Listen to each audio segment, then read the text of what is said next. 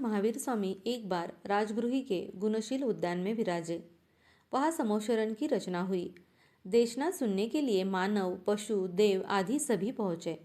उन देवों में विद्युन्माली नामक महान समृद्धशाली देव भी था। उस देव ने प्रभु के चरणों में मस्तक झुकाया। उस देव के सौंदर्य, शरीर की कांति को देखकर विनयपूर्वक राजा श्रेणिक ने भगवान से पूछा, हे भगवान, इन सभी देवों में अत्यधिक तेजस्वी कांति वाला यह देव कौन है? इसने किसी पुण्य से ऐसा मनोहारी सौंदर्य प्राप्त किया है? भगवान ने फरमाया, राजन, मगध जनपद में सुग्राम नाम के गांव में आर्जव राष्ट्रकूट नाम का ब्राह्मण, उसकी रेवती नामक पत्नी रहती थी। उनके दो पुत्र भवदत्त और भवदेव थे। युवा अवस्था में भवदत्त को आचार्य सुस्थित की धर्मदेशना से वैराग्य आया। उसने माता पिता की आज्ञा से दीक्षा ली। आगमों का गहन अध्ययन कर वे गीतार्थ बने। एक बार गुरु की आज्ञा लेकर भवदत्त मुनि कुछ मुनियों के साथ पारिवारिक मोहवश अपने नगर सुग्राम पहुँचे। वहाँ उनके छोटे भाई के विवाह की तैयारियां हो रही थी। उन्होंने भाई को उपदेश दिया, पर उसे वैराग्य नहीं आया। तब सात मुनि ने कहा कि आपके भाई के हृदय में आपके प्रति स्नेह होता तो इतने लंबे समय बाद मिलने पर वह आपके पीछे पीछे चला आता। आपको अपने भाई के स्नेह पर दृढ़ विश्वास हो तो आप उन्हें प्रवर्जित कर दिखाइए। इस प्रकार साथी मुनि ने व्यंग कस दिया। इस चुनौती को स्वीकार कर मुनि भवदत्त गोचरी के लिए अपने घर पहुंचे। मुनि के दर्शन से पारिवारिक लोग बहुत प्रसन्न हुए। उन्होंने भक्ति से आहारादि बहराया। उस समय बहुदेव अपनी सहेलियों के बीच में बैठी हुई रूपवती पत्नी नागिला को वस्त्र अलंकार आदि से सजा रहा था। भाई के आने के समाचार सुनकर बहुदेव तत्काल उठा। नागिला की सखियों ने उसे रोकने की बहुत कोशिश की, पर वह नहीं माना। उसने कहा, मैं अपने अग्रज मुनि को प्रणाम करके शीघ्र ही लौटूंगा। फिर बहुदेव शीघ्र अपने बड़े भाई के पास पहुंचा। भाव विभोर होकर उनके चरणों में वंदन किया। भवदत्त मुनि निकले तो बहुदेव, परिजन तथा ग्रामवासी उन्हें पहुंचाने के लिए उनके पीछे पीछे गए। सभी लोग वापस लौटने लगे तो उन्होंने बहुदेव से कहा, तुम भी लौट चलो, क्योंकि जैन मुनि तुम लौट जाओ ऐसा कभी नहीं कहते। परंतु बहुदेव ने कहा, भाई मुनि नहीं कहेंगे तब तक मैं नहीं लौटूंगा। वह उनके साथ साथ चलता हुआ आचार्य सुस्थित की सेवा में पहुंच गया। वह राजा के वेश में बहुदेव को देखकर आश्चर्यपूर्वक आचार्य सुस्थित ने बहुदत्त मुनि से प्रश्न किया, यह सौम्य युवक कैसे आया है? बहुदत्त मुनि ने दृढ़तापूर्वक उत्तर दिया, प्रवज्जार्थ अर्थात दीक्षा के लिए उपस्थित हुआ है। यह सांसारिक संबंध से मेरा छोटा भाई है। आचार्य श्री ने बहुदेव से पूछा, क्या यह सच है? तो बड़े भाई के बात की अवहेलना न हो इसलिए बहुदेव ने सिर झुकाते हुए कहा, यही बात है भगवान। उसने भाई के विश्वास को नहीं तोड़ा। यह भी नहीं कहा कि मैं भाई को छोड़ने आया हूँ। आप कहाँ दीक्षा की बात कर रहे हैं? वह आदर्श समर्पित भाई था, अतः कुछ नहीं बोला। आचार्य श्री ने उसी समय बहुदेव को दीक्षा प्रदान कर दी। भोग मार्ग की ओर उठे कदम त्याग मार्ग पर चल पड़े। सभी मुनियों ने भवदत्त मुनि की प्रशंसा करते हुए कहा, जैसा इन्होंने कहा था वैसे ही कर दिखाया। अरे अनुज हो तो ऐसा हो जिसने भाई की आज्ञा मान ली, इत्यादि। कालांतर में बहुदत्त मुनि संधारा करके सौधर्मेंद्र के सामानिक देव बने।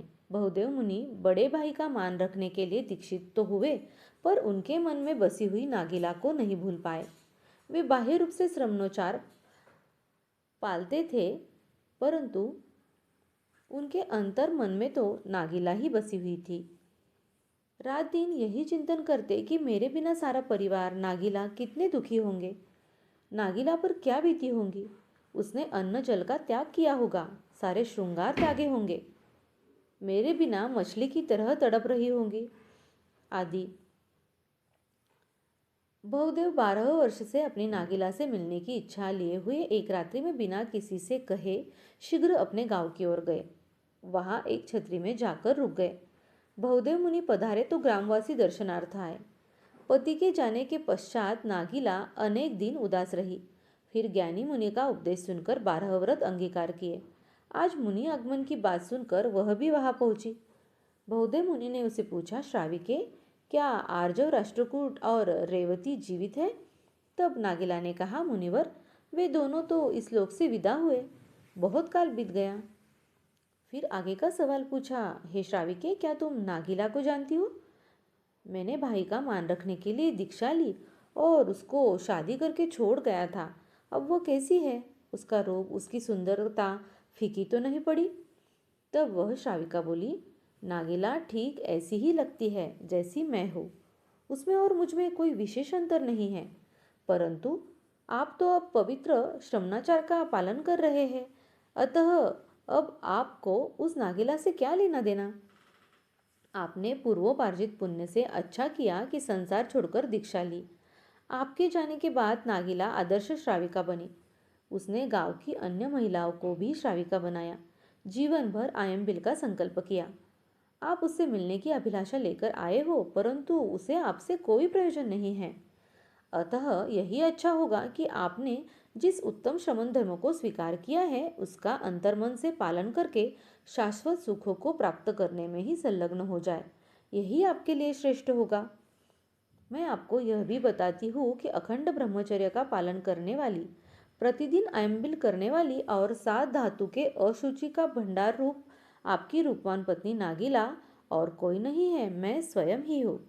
बहुदेव मुनि ने कहा, मेरी अनुपस्थिति में तुमने अपनी कैसी दशा बना ली? तुम्हारे बिना मेरा मन नहीं लगता। तुम्हारा स्नेह बार बार याद आता है, इसलिए यहाँ आया हूँ। अब एकांत में चले और जीवन का आनंद उठाए। यह सुनकर नागिला ने कहा, यदि आप मेरे इस शरीर का उपभोग करने की इच्छा से यहाँ आए हैं, तो आपने बहुत ही बुरा सोचा है। इतने वर्षों से पालन की हुई प्रवर्जा का त्याग करते हुए आपके मन में थोड़ी भी लज्जा नहीं है? यदि कुछ लज्जा है तो चिरकाल से पालित संयम का पूर्ण रूप से पालन कीजिए और कुत्सित विचारों के लिए आचार्य श्री जी से प्रायश्चित्त लेकर आत्मा शुद्ध कीजिए। इस तरह हितप्रद बोधपूर्ण वचनों से उन्हें समझाया। नागिला के वचन सुनकर बहुदेव मुनि बोल पड़े, श्राविके, आचार्य श्री मेरे दीक्षा गुरु हैं, तो तुम मेरी शिक्षा गुरु हो। तुम धन्य हो। तुमने मुझ जैसे डूबते हुए को बचाया, धर्म में स्थिर किया। तुम्हारा उपकार जीवन भर नहीं भूलूंगा। मैं चलता हूँ, तुम भी अपनी आत्मा का कल्याण करो। बहुदेव मुनि वहां से निकलकर सीधे आचार्य श्री के पास आए और सारी बात सही सही बताकर प्रायश्चित्त लेकर शुद्ध हुए। फिर अनेक वर्षों तक शुद्ध संयम का पालन करके कठोर तपश्चर्या में लग गए। अंत में समाधिपूर्वक आयु पूर्ण कर तीसरे देवलोक में देव बने।